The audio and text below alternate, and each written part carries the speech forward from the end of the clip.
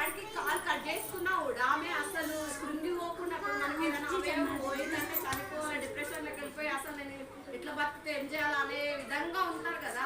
అలాంటి ఆమె డిప్రెషన్లో పోకుండా కాలుకి కట్ అయిపోయిన ఒక్క కాలుతో హ్యాండ్ క్యాప్ పెట్టుకొని ఇంట్లో పిల్లలను సవరించుకుంటూ భర్తకు చూసుకుంటూ పిల్లలకు చూసుకుంటూ మళ్ళా బిజినెస్ ఏం చేసింది తెలిసి పూజ సామాన్ చిన్నగా స్టార్ట్ చేసిందంట. ఇప్పుడు ఎంత పెద్దగా అయ్యింది. ఇంకో 20 మందికి ఉపాధి కల్పిస్తుందా మా బ్రాంచెస్ పెట్టి.